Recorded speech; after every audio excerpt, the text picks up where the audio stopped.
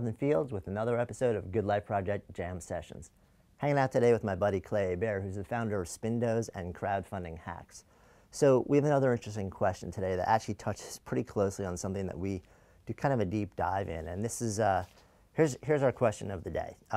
My question is, as an entrepreneur, how do you design a healthy and productive workplace that sets people up to thrive and succeed? Is it better to just staff on the cloud or focus on an office setting or a combination of both? What situations create a bountiful workplace? That comes from Ryan. So you deep dive into this a lot, and I know one of the first posts that actually went like viral on my blog years and years ago, and Lifehacker and Dig and all this fun stuff when those were big, was I was like one of the first guys that duct taped together a treadmill desk. Oh, sure. Where I had like a treadmill, putting stuff over here, so it was balancing, and I wrote a whole post about how I could burn this number of calories and how I set up my workplace, and it kind of took off. And since then, now it's become a very popular thing. It's not that unusual, but the basic concept is that we want to get a ton of work done. We want to build something really cool in the world, but at the same time, we're spending more and more time like wrapped in like this, which is terrible on your body, and sedentary, which we now know that being sedentary is as large a risk factor for health as smoking. Right. So what do you do about that? So I have some definite ideas, but let me kick it over to you because I know you spend a lot of time thinking about this too. Yeah, there's some interesting sort of fitness hacks, like you said. Now you, as you tend to do, launched a whole new industry by duct taping together a solution. I didn't launch. I'm not going to take credit for that.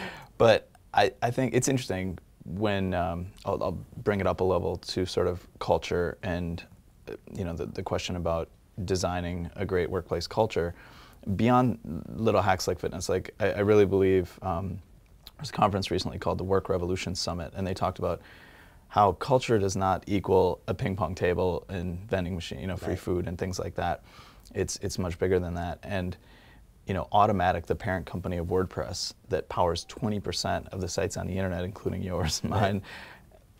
There was a great book recently called The Year Without Pants by Scott Birkin, who sort of went and worked at WordPress for a year.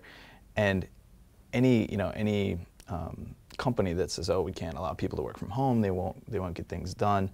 If the company that built the software that runs 20% of the internet can do it without offices and let people work remotely, I think it's a balance between are we still measuring, first to come into the office, last to leave, FaceTime, butts and chairs out. And now what's cool is in this creative economy that we live in, you're starting to see these software tools pop up that are literally meant to measure, and hopefully it's not the pendulum swinging back on that as well, but if a developer is committing code to GitHub or a graphic designer is saving designs to Dropbox, people are starting to measure, create software that measures the pulse of that, so it measures the output. And then it's easier for companies to say, I don't care what hours you work, and first to come in, last to leave is probably a bad thing, not a good thing anymore. Right. And these tools can now measure productivity as opposed to presence. And I think that's what, you've read all these studies that show once someone achieves a certain salary where they can be comfortable, if you give them two choices, a $10,000 raise or the ability to work from home 2 days a week or some sort of more flexible work schedule, they choose this at an alarming rate. People don't necessarily, they want the flexibility, they want the autonomy, and you've delved a lot into what makes people happy at work, and it's rarely the raise or the cash bonus. Yeah, and like when you zoom the lens out and say, so the basic question was, like how do we create a more vital workplace, like health-driven workplace? Right. And I like that you zoomed the lens out first and said, well, let's really focus first on what is the driving ethic in the workplace? Right. Like what are we measuring? What is each person's individual success being measured by? But that's not just in a bigger workplace. If you're in a bigger workplace, culture, it's top down. Right. But that's also if you work for yourself. Yeah. You've got to measure stuff that way too. So it's not about like, I showed up and I put in 10 hours today and I committed to like showing up 10 hours. It's like, what do I actually do today? And I'm doing a lot of restructuring and a lot of experimenting in my workflow, and I'm about to start my next book. Mm-hmm. So I know that on top of everything else that I'm doing, that's going to require a huge amount of writing time. Right. And the thought of actually having to plant my butt in a seat for the next 10 months, you know, in addition to the other stuff that I have to do just to go and, you know, to go and write 60,000 words for a book. Right. Kind of terrifying to me. So what I've been trying to do actually is see if I can retrain myself to speak the vast majority of my written content. Yes. And in fact, I just did that. So what a lot of people may not know about you know, the way that I created the content for the last course that we just launched is that I did it almost entirely through audio. I created a really in-depth outline, but nowhere near what I would have created if I had to sit there and write verbatim what I was scripting. And then I came into a studio and I just recorded the audio for 2 days. And in 2 days, I was able to create what it probably would have taken me if I had written the whole thing 2 to 4 weeks, if not 4 to 8 weeks to actually create, having to be forced to sit the whole time. So I'm now you know, in the process of trying to experiment and adapt my whole workflow so that whether it's writing a book, whether it's content for the web, any text-based content, the experiment is now going to be I outline to a point where I think I can then start to speak it. Then I speak and record it. That recording gets transcribed by a transcription service. Then that transcript gets sent to an editor. The editor polishes it. And then that gets sent to an assistant who uploads it to a blog or wherever it needs to be, sets it up as a post, who sends me an email and says, okay, take a look. Yeah. We don't have that functioning yet, but that's the next generation of where we're about to go and run the experiment.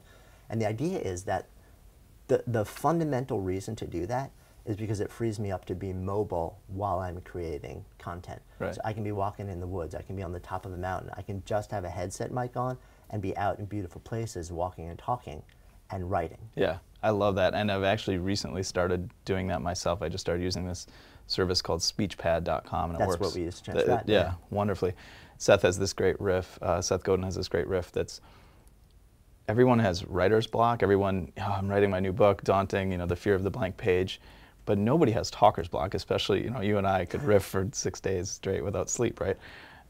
So nobody has talker's block, and so to implement the workflow that you talked about, and I know, I think Gary Vaynerchuk has somebody basically following him around, you know, holding up a recorder to capture in case he does say anything, you know, and it does take editing and it does take curation. I like the way you outline it, where it's not just random riff and talking on the subway, but it's more structured and outline, and then you beat talker's block by just, or you beat writer's block by just talking, and then editing it down and creating something really useful, because the best writing, you know, when you read a Malcolm Gladwell book, it's like he's sitting there talking to you, right? The voice, you know, right? And we all develop our voice, and I think now the technology's gotten to a point where it gives us this really unbelievable shortcut to be able to create a lot more interesting content. Right, and I was, I mean, like, funny note on that, I was the team that was sort of like taking the audio from the last training that we created and developing it into the actual product for me. At one point, I got an email from the head of the team who said, hey, we just thought this was kind of funny, but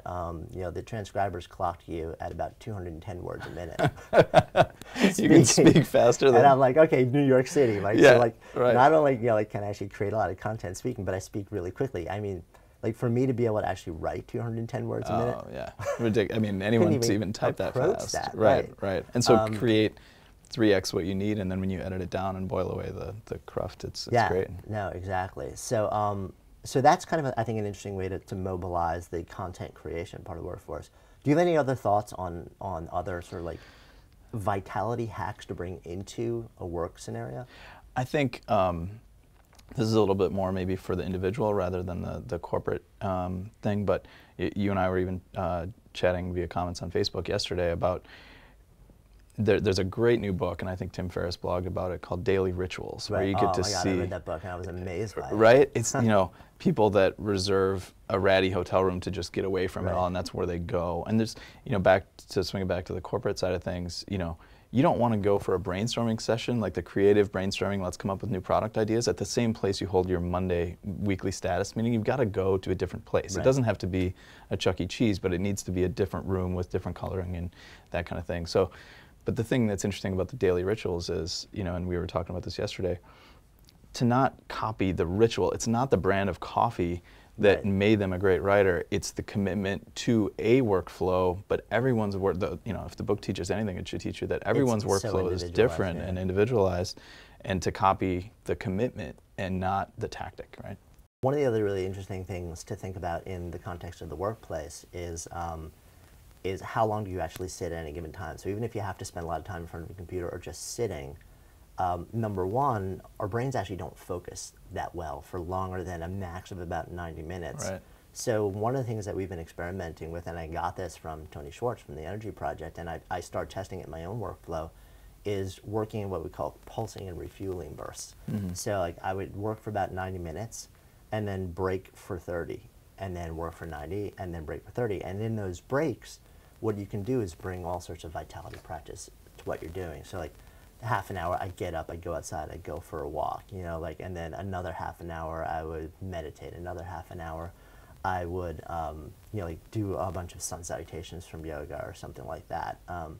And not only does it keep your brain so much fresher, so because when you sit back down after that, you're firing again. Right. Like you're really thinking. I mean, because come on, like anybody who sits in front of a screen for more than 90 minutes, you can't tell me that at minute 100 or 120, you're actually functioning on a kind of reasonably intelligent level. Absolutely. I think it's important to crush this myth of the 80, 90 hour week, because maybe leading up to a launch or a ship, or you're pulling some really long hours, but nobody works 80, 90 hours a week consistently, week after week, and it's not healthy, and all the data supports it. So I think it's important to not only crush this sort of you know, hero myth of this long work week, but also, like you said, integrate these bursts so that we can pulse and be more effective in less time. Yeah, I mean, the 80, 90 hour week, and like you said, there will be windows where it's just like there's a deadline. You got to do what you have to do. Right. But a lot of people live there. Yeah. You know, it's not only destructive to the quality of work that you're trying to do, it's destructive to your health, Right. It's destructive to your life. You know, and you're not doing what you think you're doing in terms of what you're really putting out. Right. You know, so it's basically a lose-lose-lose proposition. Right. And the other interesting, and this is getting a little meta, but when you're pulling a lever on a factory floor, if you work for Henry Ford making Model Ts, you look forward to retirement, right? Whether retirement is 59 and a half or 62 or whatever, but I can't see you retiring. I can't see me retiring. This is different type of work. I think we're effectively retired. Right. Not that we've made enough money to like never have to work again, but just like, yeah, why would you want to stop doing what you're doing when you're having so much fun? Yeah, and so there's not this, I need to compress it into the first 50 years of my life, and then when I'm, you know, have aches and pains and I'm not healthy from working so much, now I can finally go to Paris. So I think extending that makes the daily pulsing a lot easier. Yeah, no doubt. So great conversation around vitality and the idea of bringing vitality practices into the work that you're doing. Cool.